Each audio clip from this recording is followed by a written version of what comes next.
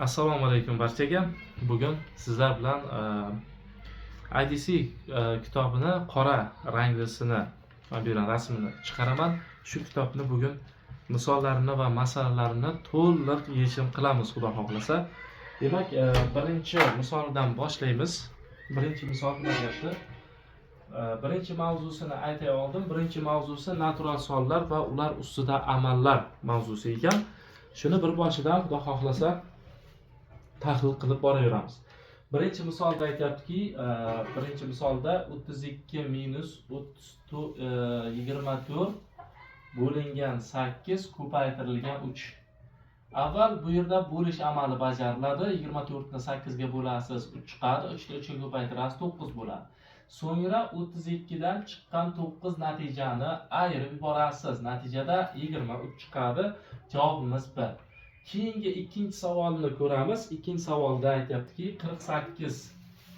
48 ayrilgan 32 bo'luv qavs ichida 6 kara 4 ayrilgan 11 kara 2. Bular juda ham oddiylari. 24 bo'ladi, ko'paytirsa 22 bo'ladi, ayirib olsak 2 bo'ladi. 32 ga bo'lsangiz 16 bo'ladi. 48 dan 16 ni ayirib yuborsak, natijada 32 chiqadi. Javobimiz C. Xo'sh, keyingi savollarni tahlil etamiz. Keyingi savolimiz esa 3-savolimiz. 3-savolda aytyaptiki 54 ko'paytirilgan 37 qo'shilgan 46 ko'paytirilgan 37 qo'shilgan 54 ko'paytirilgan 24 qo'shilgan 46 ko'paytirilgan 24. Bunda qavslarga olamiz. Mana bunday qilib qavslarga olib, bunisi birinchisidan 37 ni chiqarib ketamiz. Ichkarida 54 qo'shilgan 46. Bunisidan 24 ni chiqarib ketasiz. 54 qo'shilgan 46 bo'ladi. Natija 100, natija 100. 100 ni ham chiqarib ketasiz. Ichkarida 37 qo'shilgan 24 qoladi. Endi qarang, bu ikkalasini qo'shib yuborsangiz 11 ni bir tilda 61. 6100 degan natija bo'ladi. Javob. 4-savolga keldik. Mana qarang, mana shu tartibda olib boramiz. Birorta misolni, birorta masalasini qoldirmaymiz. Siz ham pauza qilib misolni chiqargan paytimiz o'zingiz ishlashga harakat qiling. Qo'ldan kelgancha misol chiqaramiz. Endi kitobimiz zamonda yirtilib, abgor holatga kelib qoldi. Sababi bu ancha ishlatildi-da. Shuning hisobiga. Akkuratni ishlatsangiz bo'lmaydi meningda. Uyda yosh bolasi borlar biladi. Ko'z ochib yumgunizcha kitobni joyini solgan bo'ladi-da. Shuning uchun e'tibor bermaysiz endi. 38 ko'paytirilgan 19 ayrilgan 30 kara 19 ayrilgan 8 kara 13. Mana buni qavsga olamiz. Qavsga olib 19 ni chiqarib ketamiz. Natijada 38 ayrilgan 30 ayrilgan 8 kara 13 qoladi. Bu qavsdan ham 19 mana bundan 8 chiqadi. Bir yo'la 8 ni chiqarib ketaylik. Ichkarida 19 ayrilgan 13 qoladi. Ichkarida buni natijasi 6 chiqadi. 6 ni 8 ga ko'paytirsangiz 48. Javob bo'lar ekan. Keyingi 5-savolimiz. 5-savolda Anvar kuniga 120 bet o'qib, kitobni 8 kunda o'qib tugatadi. Agar Akbar bu kitobni 6 kunda o'qib tugatishni xohlasa, kuniga necha betdan kitob o'qishi kerak? Demak, 120 betli kitobni va tezlik bilan 8 kunda o'qiydi. Bular qisqaradigan bo'lsa, 4 ga bo'lsangiz 15 ekan. B barobar 15. 120 betdan o'qib, kuniga 120 betdan o'qiyapti ekan. Demak, bir kunda 120 bet o'qiyotgan bo'lsa, 8 kunda necha bet bo'ladi? 8 kunda ko'paytirasiz, 960 bet bo'ladimi? Endi qarang, 6 kunda Akbar o'qib tugatishi kerak ekan. Akbar 6 kunda o'qib tugatishi kerak ekan. 960 ni bo'lasiz kuniga. Umumiy kunga-da. Shunda har bir kunda o'qishiga to'g'ri keladigan beti kelib chiqadi. Bu bittadan berasiz 9, 36, 160 betdan o'qish kerak javob. 6-savolimizga o'tyapmiz. 6-savolimizda aytyaptiki, 43 dan katta yoki teng n, 43 dan katta yoki teng n, kichik yoki teng 92. Tengsizlik nechta natural son qanoatlantiradi? Nechta natural sonni qanoatlantiradi? Buni bittalab sanab o'tirmaysiz-ku. 92 dan 43 ni ayirasiz, birini qo'shib qo'yasiz bunaqa masalalarda. 43 dan bu ikkovini ayiradigan bo'lsangiz, tak 9 bo'ladi. Qarzdor berdik 8 49 plus 1 50 ta. 50 chiqadi. S javob bo'ladi. Keyingisi 7-savolga o'tyapmiz. Albatta mana bu ikkalasi ham noqat'iy tengsizlik bo'lsa, shunday qiling. Noqat'iy tengsizlik bo'lsa. Buni qat'iysini ham ko'rsataman. Bunda nima qilasiz qarang. 43 dan katta yoki teng n kichik 92 bo'lsa, bundan buyog'ini olasiz. 92 dan bitta kichkinasini olasiz. Nechi bo'ladi? 91 bo'ladi. Yashang. 91 dan 43 ni ayirasizda birda qo'shib qo'yasiz. Bo'ldi. Bunisi ham nima bo'lsa-chi? Misol uchun, mana bu ham qat'iy tengsizlik bo'lsa nima qilamiz? Unda 43 dan bitta kattasini olasiz. Nechi bo'ladi? Mana bu yerga 44 bo'ladi. 44 yozasizda plus 1 qo'shib qo'yasiz. Shunda natija chiqib qoladi. Xo'p, davom ettiramiz. Tushundingiz nima bo'lganini? Mana bunday noqat'iy bo'lsa nima qilamiz? Qat'iy bo'lsa nima qilamiz? Farqiga boring. Agar tushunmagan bo'lsangiz, orqaga yana bir qaytarib, повтор ko'rib olsangiz ham mayli. 12 va 16 sonlar ko'paytmasiga teng bo'lishi uchun 200 sonidan qanday sonni ayirish kerak deyapti. 12 bilan 16 ko'paytmasi necha bo'ladi? Ko'paytirsak. Xo'sh, 160 qo'shilgan 32. Xo'p, 192 bilan 200 dan nimani ayirsangiz 192 ga teng bo'ladi deb so'rayapti-da. X'imiz 8. Javob 8. 8 ayirsak, B javob bo'lar ekan 7-savolni. 8-savolga o'tdik. 8-savolda aytyapti 24 qo'shilgan 24 qo'shilgan 24 24 va hokazo 24 qo'shilib 1200 yig'indida n ta 24 qatnashgan bo'lsa, n ning qiymatini toping. Buni bunday qilamiz. Mana bu n ta ekan. N ta. N kara 24 teng 1200 deymiz. Ikkala tomon 12 ga urib olamiz. Bu yerda 2, bu yerda esa 100 bo'ladi. Bularni ham qisqartirib tashlaysiz, n barobar 50 ta 24 qatnashyapti ekan. S javob. Keyingisi 9-savol. 9-savolda nima deyilyapti? Turli raqamli eng kichik to'rxonali sonni raqamlar yig'indisini toping debdi. Turli raqamli eng kichik to'rxonali son qanday bo'ladi? To'rxonali deyapti. 1 2 3 4 ta eng kichigi, to'g'rimi? 1 2 3 4. Undan kichkina to'rxonali bormi? Bor albatta. Bor. Turli raqamli deyapti. 0 dan foydalanishimiz kerak. Mana bu 0 bo'lsa, mana bu 23 bo'lsa, bundan kichigi yo'q menimcha. To'rxonali. 1 2 3 4 to'g'ri. Turli raqamli eng kichik to'rxonali sonlar raqamlar yig'indisini toping. Raqamlar yig'indisini mana shular qo'shib chiqishimiz kerak ekan. 1 plus 0 plus 2 plus 3. Qo'shadigan bo'lsak 6 chiqar ekan. B javob. Keyingisi 10-savol. 10-savolda aytyaptiki, ko'paytmada 3 ta natural son qatnashmoqda. Ko'paytmamiz bor ekan, 3 ta natural son bor. A ko'payib, B ko'payib. Endi aytyapti qatnashmoqda. Agar birinchi va ikkinchi ko'paytuvchi 6 martadan orttirilib, birinchi va ikkinchisi 6 martadan orttirilsa 6A va 6B bo'ladi. Xo'p, uchinchi ko'paytuvchi 3 marta kamaytirilsa, uchinchi ko'paytiruvchi S'imiz 3 marta kamaytirilsa, xo'p, ko'paytma qanday o'zgaradi? Mana bittasini qisqartirib olasiz, 2 bo'ladi, 12 ABC bo'ladimi? Demak, 12 marta ortadi degan javobni belgilashimiz kerak. S javob. 11-savolga o'tdik. 11-savol. 11-savolda nima deyilyapti? Xo'sh, 11-savolda aytilyaptiki, mana shunaqangi xonali son bor ekan, 95 8 2 4 3 6. Sonidan 3 ta raqamni shunday o'chirildiki, natijada eng katta son hosil bo'ldi. O'chirilgan raqamlar yig'indisini toping. Eng katta son hosil bo'lish uchun mana bu o'chirilishi kerak. Keyin mana bu o'chirilishi kerak. Nima uchunligini bildingiz. 9 dan keyin 5 emas, 8 kelsa kattaroq bo'ladi. Ha, tushundingiz-a? 2 dan keyin 4 kelsa nisbatan kattaroq bo'ladi. 4 dan keyin 6 kelsa nisbatan kattaroq bo'ladi-da.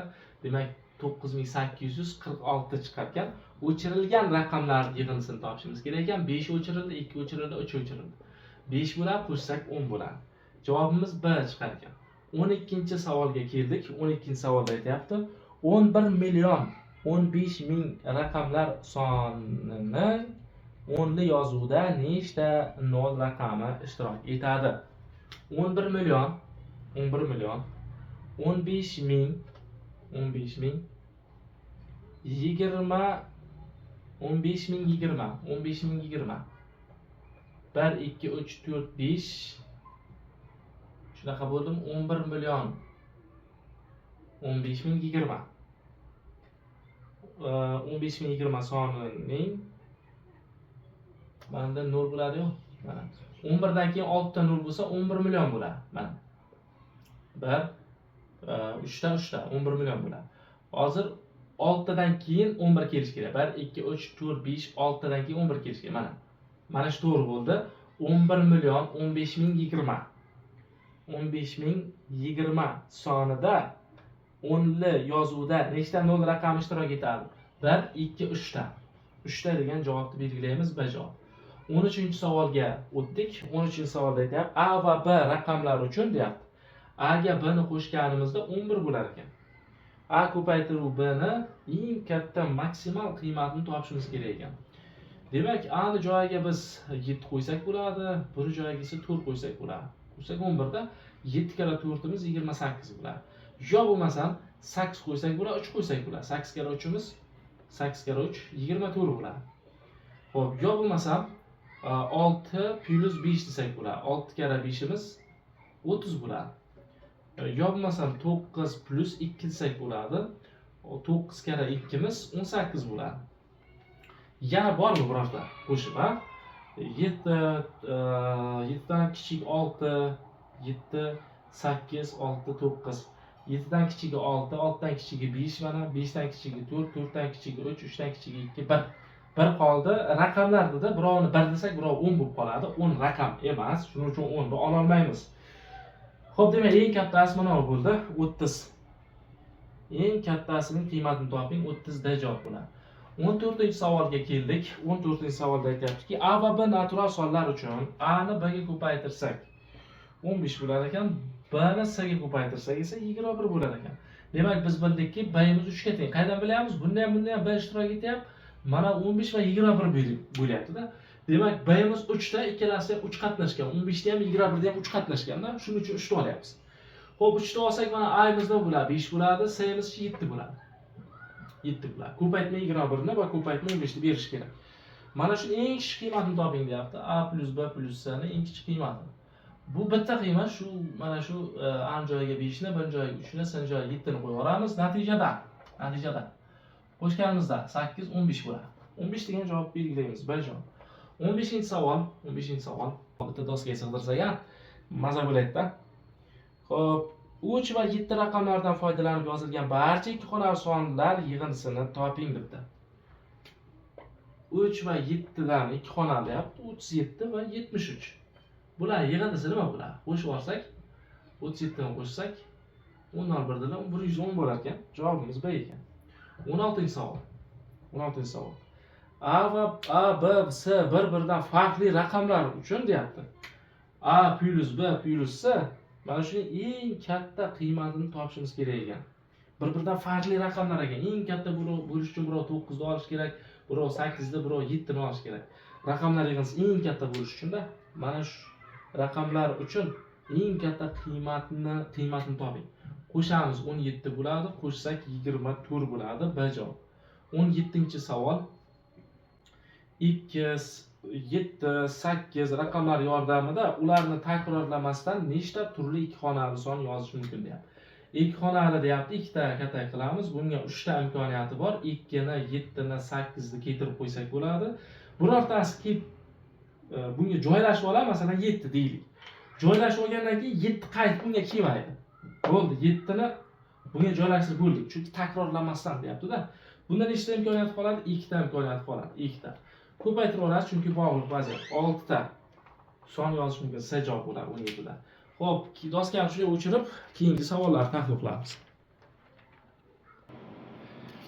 Videoda hozir ko'rdim, mana bu yerdan 2, 3, 4 misollarda raqami ko'rinmay qolibdi. Bu noqulayliklar uchun uzr so'rayman. Davom ettiramiz. Qarang, biz nechaga kelib qolgandik? 13 ga kelib qolgandik, a? 17 ga kelib qolgan. 3 ta masalamiz qoldi. 18 qarang. 18 da aytayaptiki, 3 kilogramm mevaning narxi 24 ming so'm ekan. 1 kilosi qancha bo'ladi? 3 kilogrammi 24 ming so'm bo'lsa, 1 kilogrammi qancha bo'ladi? 1 kilogrammi 8 ming so'm bo'ladimi? 8 ming so'm. Xo'sh, davom ettiramiz. Bo'lsa 8 kilogramm mevani narxini toping. Bo'ldi, 1 kilogrammi 8000 so'm bo'lsa 8 kilogramm qancha deyapti? 8 kere 8 ming 64000 so'm bo'lar ekan 8 kilogramm. Javobimiz 64 ming va javob bo'ladi. 19-savol. 19-savol. Bitta qopga 40 kilogramm kartoshka sig'adi. 40 kilogramm bitta qopga ketadi. Bitta qopda ketadigan sig'imi ekan. 290 kilogramm kartoshka uchun eng kamida nechta qop ishlatilishi kerak deyapti. 290 kilogramm deyapti. Atayin 40 ga bo'linmaydigan son beryapti. Buni qarang. 7 ta qop olsangiz, 7 ta qop. Siz qancha kartoshkani o'sha sarishta qilib qo'yasiz? 7 ta qop olsangiz 280 kilogramm kartoshkani sarishtasi olib qo'yasiz. Va bizada 290 kilogramm deyapti, 10 kilogramm kartoshka ortib qolyapti. Endi bizning shivada kartoshka deyiladi. Kartoshka desangiz ham mayli. O'zingiz shivangiz, o'zingiz tilingiz nima deyapman o'zi. 10 kilogramm qolyaptimi? Demak, uning uchun yana bitta qopni ishlatishga majburmiz. Qo'lda kartoshkani ko'tarib ketmaymiz. Demak, yana bitta qop kerak ekan. Yana plus bitta qop. Bitta qop necha kilogrammga? 10 kilogramm uchun. Demak, jami nechta qop ishlatamiz? Jami 8 ta. Jami 8 ta. Kamida 8 ta qop ishlatamiz. S javob bo'ladi. 20. 40 soni dastlab 5 marta orttirildi. Demak, 40 ni 5 marta orttirsak 40 kara 5 bo'ladi. Keyin 80 ga orttirildi. Keyin 80 ni qo'shibmiz. Hosil bo'lgan son dastlabkisidan necha marta ortiq bo'ladi? Chiqqan natijani 40 ga bo'lishimiz kerak ekan. Buni ham 40 ga bo'lib olamiz. Shunda ishlasak bo'lish shart bo'lmay qoladi. Bu yerda 2 qoladi. 7 degan javob chiqadi. Javob B. Xullas shunaqa, biz birinchi mavzusini yakunladik. Birinchi mavzu emas, birinchi testini, ikkinchi testga o'tamiz.